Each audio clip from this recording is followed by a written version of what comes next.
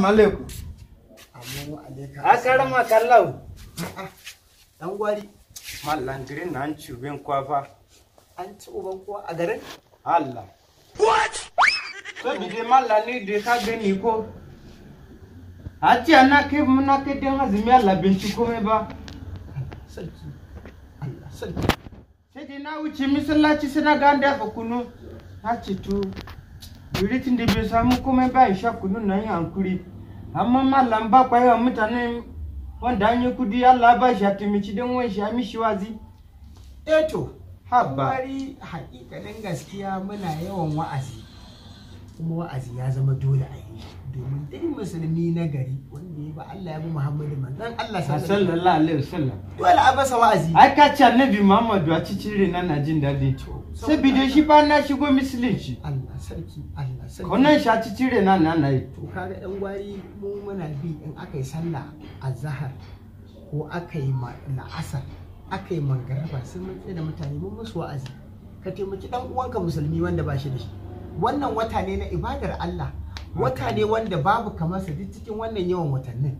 Dan kaga mutum ya kai azumi bai da abin da zai ci dauki ka bashi da rana ko ka bashi da safa a dan dora. Haka dai ce mana. Ya ci da shi da iyalinsa amma wasu ba sa yi wallahi. Karen jiya na je gurin Alhaji Minzili. To wanda ana rowa. Sai na ce ka taimake ni sai ya ce wai Allah ne zai taimake ni. Na ce Allah taimake ni. Tun da Allah ya baka ka bar ba ka ba da ba. Haka ne dan gwani. Ai sai Allah ba shi ne zai bani da hannu sai ka ba sai a sa hannunka sai ka tuka ka ba don wanka kuma sai ka ci kuma ka rena kalimu wallahi tunayi na ci to binga Allah ma Allah zai timici ni ba sai kuma na tuna na ci to binjijin da ba ka ya ci ka ba don gwari ba ka ba shi ba duka ma kudi yana gana zakka ne yanzu bin samu komai ba ina ganye bizin fita da rin ba da Annabi Muhammadu dan na duba ba da tuni na kara gaba ka fita da addinin musulunci a to ba taimako ba dan gwari in ka fita daga addinin musulunci kai ridda dan gwari kashe ka za'i ai shine kaida addinin musulunci in ka shigo ba a fita kana fita to a kashe ka sai ka mutu a dole zama mu nemi ka ga yadda ake yanka rago haka zamu wanda na sa kwana bacci haka zamu danne kuma dadira maka wuka to amma malani na da timba to jiya griza wai ba to dina fito ban ji an cira sai laba to sina ga kaza kan akutin shanna kiri sina ce to a tun da yadda aka gani haka Allah lokacin shi ruwa bai lokacin da za a daina ci abinci bai ba sai kawai na ci abinci amma gari ya dan ya haske haka kadan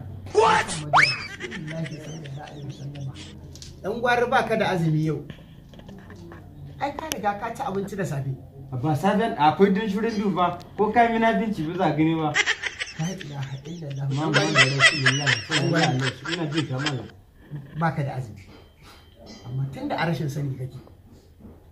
sani kake wannan kai da ubangiji amma wannan abin ka'ida addinin musulunci kuma ka'ida dukkanin musulmi na duniya duk mutumin da ya ci abinci gari ya waye ai riga an yi sallah asuba ba shi da azumi dan gwani a ban malla Allah duhu bai ba rana bai gama fitowa ba kar ka lalaci zuciyar mu ba saboda Annabi Muhammad na yi kuma Annabi Muhammad ya san mu saboda na kunin shi ya ci duk wanda na kunin shi mallan ka sani Annabi na kunin shi kuma na ci abinci bi zai kire azumi na ba kar ka lalaci zuciyar ha ba dalla ha ba malla ka kuma makaranta gurin malaman da an girma ka ji karatu sosai aka ne fa kawai an fito ana yawa cikin gida na ci abinci ka ci don dazini haka nan na yi ni ka lalaci zuciya nan don